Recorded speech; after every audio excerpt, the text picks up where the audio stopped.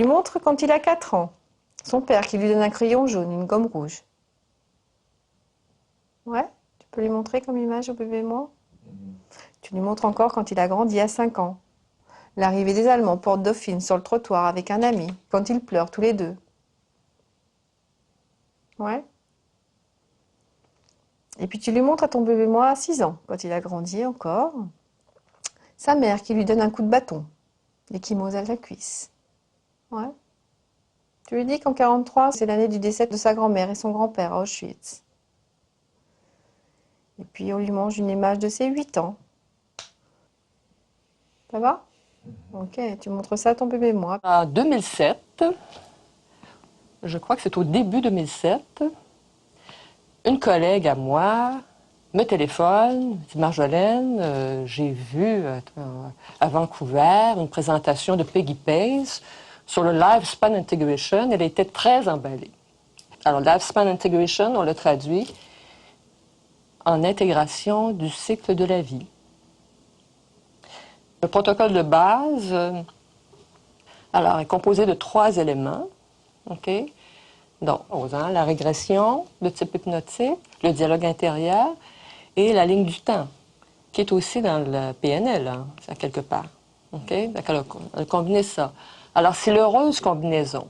Comment cette combinaison heureuse et créative est venue? Il faudrait demander à Mme Pace. Je ne sais pas. Puis tu montes à ton bébé moi en 64, quand ta mère risque de te réinterner, que tu rentres à Paris. En 66, tu as 30 ans, quand tu es sur le France.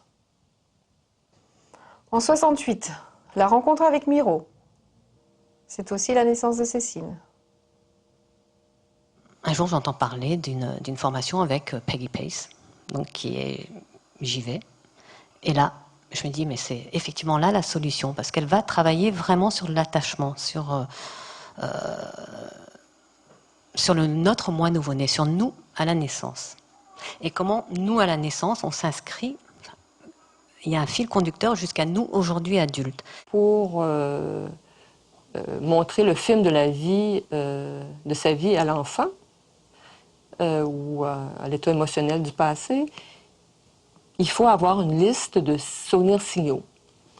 C'est-à-dire qu'on demande à la personne d'écrire des souvenirs là, pour chaque année de sa vie, à partir du premier souvenir dont elle se souvient jusqu'à maintenant.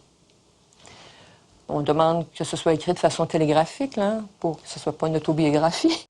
Et puis, je les fais visualiser, imaginer leur naissance. Donc vraiment les pousser, la tête du bébé qui apparaît, la première petite épaule, la deuxième petite épaule, et puis vous imaginez tout votre petit corps qui arrive. Et donc je les accompagne, je dis ça se passe bien, c'est ok, et puis bon, jusqu'à ce que arrive le moi nouveau-né.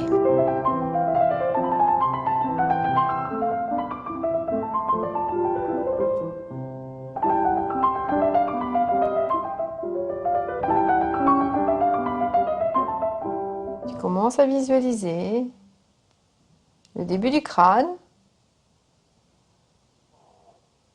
la tête de ton bébé moi qui sort. Le médecin, quel est... Avec les cuillères, là. Les cuillères, ok, ok, avec les cuillères. Hein. Les cuillères sont là. Et le médecin qui tire hein, pour te faire naître. Première petite épaule.